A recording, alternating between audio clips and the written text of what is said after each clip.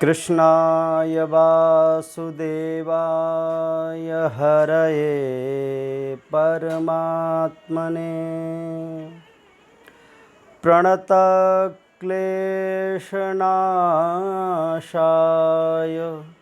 गोविन्दाय नमो नमः।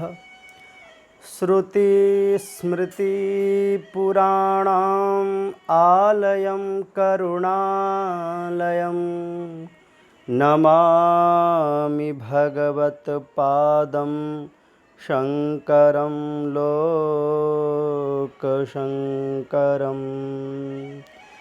विश्वसर्गविसर्गादि नवलक्षणलक्षितं श्रीकृष्णाख्यं परं धामं जगधामि नमामि तत्। भगवान श्री कृष्ण के चरणों में प्रणाम करते हुए आप सभी को जय श्री कृष्ण, जय श्री राधे। श्री विष्णु सहस्त्रनाम शांकर भाष में आप सभी का स्वागत, अभिनंदन, वंदन, नमन। आइए प्रसंग में प्रवेश करते हैं। भगवान नाम की महिमा का गान, गाथा, उनकी महिमा की चर्चा विष्णु पुराण कर रहा है। विष्णु पुराण में भगवान नाम की महिमा के अनेकों श्लोक हैं। उन्हीं में से एक श्लोक यहाँ भाष्यकार जी ने लिया है। अवश्येनापि यन्नामनि कीर्तिते सर्वपातकैः पुमान् विमुच्यते सद्य सिंहत्रस्तैर्वृकैरिव। जो व्यक्ति विवश होकर, मजबूरी बस भगवान नाम लेता है। अब विवश होकर कैसे? जैसे मैं भी बार बार कहता हूँ कि भगवान नाम लो, भगवान नाम लो, भगवान नाम लो। विष्णु सहस्त्र नाम में भगवान नाम की बहुत ही महिमा है। व्यक्ति को भगवान नाम ही लेना चाहिए। उसे सारे कार्यों को छोड़कर श्री भगवान नाम का ही चिंतन करना चाहिए और बहुत सारे फालतू बातों, फालतू चर्चाओं को अपने मस्तिष्क पटल से हटा करके भगवान नाम का सहारा लेकर के भगवान नाम का चिंतन करना चाहिए। तो बार बार आप सुनते हैं, बार बार आप यही सुनते हैं कि भगवान नाम लिया जाए, तो विवश होकर भी अगर आप नाम लेते हैं तो उसके लिए विष्णु पुराण यह कहता है कि जिसके नाम का विवश होकर भी व्यक्ति स्मरण करता है तो उसके पाप इस प्रकार छूट जाते हैं जैसे सिंह से डरे हुए भेड़ियों से उसका शिकार छूट जाता है। जिस तरह से भेड़िया अपने पंजों में शिकार को ग्रसित करता है, पकड़ लेता है और उसका शिकार उससे छूटने के लिए बहुत कोशिश करता है लेकिन छूट नहीं पाता। उसके पंजों में इतनी ताकत है कि शिकार उससे अलग नहीं हो पाता और शिकार अपने जान बचाने की बहुत प्रयत्न करता है, बहुत कोशिश करता है, लेकिन भेड़िया सिंह से बहुत डरता है। जैसे सिंह ने दहाड़ लगाई या सिंह को देखा तो उसके देखने से उसके अंदर जो भय व्याप्त हुआ, जो उसका डर लगा, उस डर और भय से उसके पंजों से शिकार छूट जाता है और उसका शिकार भग जाता है। इसी प्रकार जो भगवान नाम लेता है तो भगवान नाम की इतनी महिमा है कि भगवान नाम लेने मात्र से ही उसके समस्त पाप छूट कर चले जाते हैं। इस प्रकार जैसे सिंह से डरे हुए भेड़ियों से उसका शिकार छूट जाता है। तो विवश होकर भी अगर भगवान नाम लेते हो तो उसका भी बड़ा लाभ है। अगर विवश होकर नाम लेते हो तो उसका लाभ है, बहुत लाभ है। अरे यहाँ तक कहते हैं विष्णु पुराण में, यहाँ तक कहा गया है कि कलयुग में श्री भगवान नाम संकीर्तन है। कलयुग में भगवान के नाम की बहुत महिमा है। कहते हैं त्रेता में, सतयुग में जो ध्यान से फल प्राप्त होता था, जो लाभ प्राप्त होता था, जो त्रेता में यज्ञ अनुष्ठान से जो लाभ प्राप्त होता था, जो द्वापर में पूजा अर्चन से लाभ फल प्राप्त होता था, वही फल कलयुग में सिर्फ केवल भगवान नाम लेने मात्र से प्राप्त हो जाता है। वही फल हजारों हजारों वर्षों तक तपस्या कर रहे हैं, ध्यान कर रहे हैं, है ना, यज्ञ अनुष्ठान कर रहे हैं, बड़े बड़े यज्ञ कर रहे हैं, पूजा अर्चन चल रहा है, इस सब विधियों से जो फल प्राप्त होता था वो सिर्फ कलयुग में भगवान नाम लेने मात्र से सब प्राप्त हो जाता है। इसलिए तो कहा गया है पवित्राणाम पवित्रम, भगवान का जो नाम है पवित्रों में भी पवित्र है। बृहद नारद पुराण में भी बात इसको कहा गया है कि हरिर हरति पापानि दुष्ट चित्तैरपि स्मृतः अनिच्छापि संस्पृष्टो दहत्यैव हि पावकः।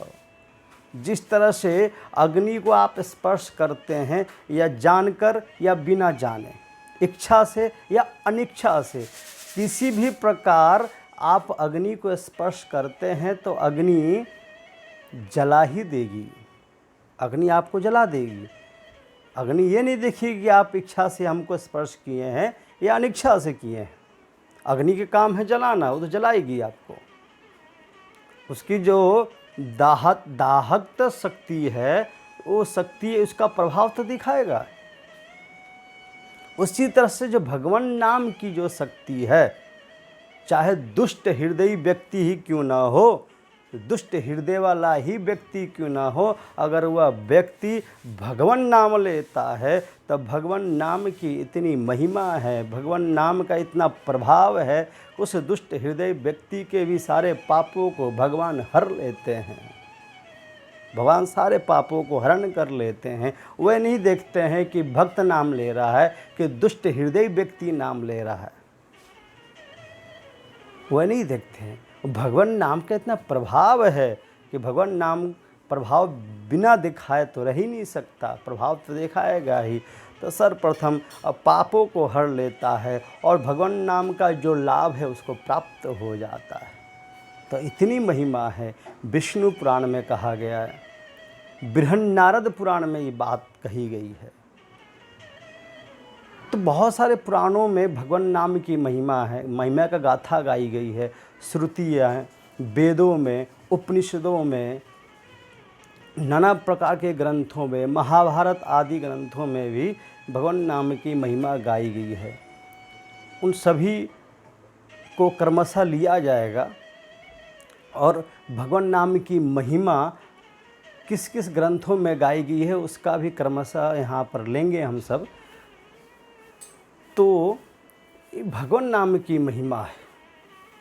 इसीलिए इस स्थिति में जो पूरा विश्व कोरोना से डरा हुआ है, भयग्रस्त है, तो इस स्थिति में व्यक्ति को एक ही काम करना चाहिए, वह काम है भगवान नाम। ज़्यादा से ज़्यादा भगवान नाम ही लें, भगवान नाम लें। और मेरी बात माने तो न्यूज़ देखना बंद करें, बिल्कुल भी न्यूज़ ना देखें। आपको जितना इन्फॉर्मेशन चाहिए आपको मिल जाएगा कहीं ना किसी ने माध्यम से, लेकिन दिन भर जब आप न्यूज़ देखते हैं तो सिर्फ नेगेटिविटी आपके अंदर आती है, नकारात्मकता आपके अंदर आती है।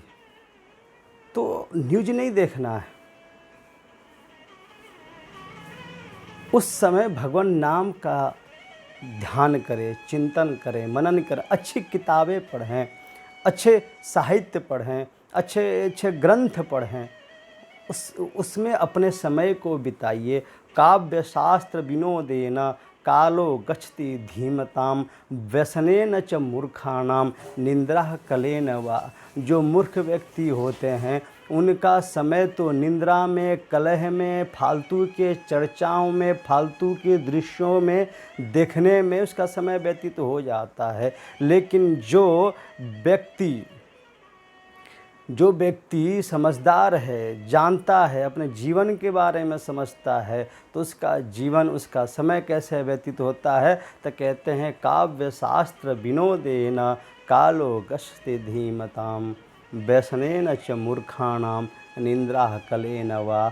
जो व्यक्ति समझदार है उसका समय काव्य शास्त्र में बीतता है, उसका समय भगवान के नाम के चिंतन में बीतता है, उसका समय रामचरितमानस में बीतता है, उसका समय वाल्मीकि रामायण में बीतता है, उसका समय महाभारत को पढ़ते हुए बीतता है, उसका समय गीता के पाठ करने में, गीता का अध्ययन करने में व्यतीत होता है, उसका समय सत्संग लाभ, सत्संग सुनने में व्यतीत होता है, कुछ अच्छी चर्चा सुनने में उसका समय व्यतीत होता है। जो समझदार है, और जो मूर्ख होते हैं वे तो बकवादों में और निंद्रा में, कलह में और दूसरे को बुराई में, दूसरे की निंदा में और फालतू फालतू दृश्यों को देखने में वो समय व्यतीत करता है। तो इस अवस्था में, इस स्थिति में ज़्यादा से ज़्यादा कोशिश यह करें कि अच्छे अच्छे विचारों को संग्रहित करें, अच्छी किताबों का अध्ययन करें, अच्छे साहित्य का अध्ययन करें, अच्छे अच्छे ग्रंथ पढ़ें, और कुछ भी ना हो तो भगवान नाम जरूर स्मरण करें। पूरे 24 घंटे में कम से कम 1 घंटा समय भगवान नाम में जरूर निकालें। चाहे कोई भी समय हो आपके अनुकूल हो, चाहे प्रातः काल हो, चाहे मध्याह्न काल हो, चाहे सायं काल हो, चाहे रात्रि काल हो, कोई भी समय हो, कैसी भी अवस्था हो, उस अवस्था में, उस समय में भगवान नाम के लिए कम से कम 1 घंटा जरूर निकालें और 15 मिनट ध्यान अवश्य करें। बिना ध्यान किए एक दिन भी ना निकालें, ध्यान तो अवश्य ही करें। 15 मिनट ध्यान और 1 घंटा भगवान नाम संकीर्तन, भगवान नाम का जाप अवश्य करें, ज़्यादा ज़रूरी है और इस समय तो करना अति आवश्यक है। आज बस इतना ही। आज के प्रसंग को हम यहीं प्रणाम करते हैं और इसके आगे के प्रसंगों को हम आगे आने वाले भाग में सुनेंगे। आप सभी ने बड़े ही धैर्य और श्रद्धा विश्वास के साथ इस प्रसंग को आपने सुना। मैं बहुत ही अनुग्रहित हूँ। आप सभी के हृदय में विराजमान भगवान श्री कृष्ण को मैं प्रणाम करता हूँ। भगवान श्री कृष्ण मेरे प्रणाम को स्वीकार करें।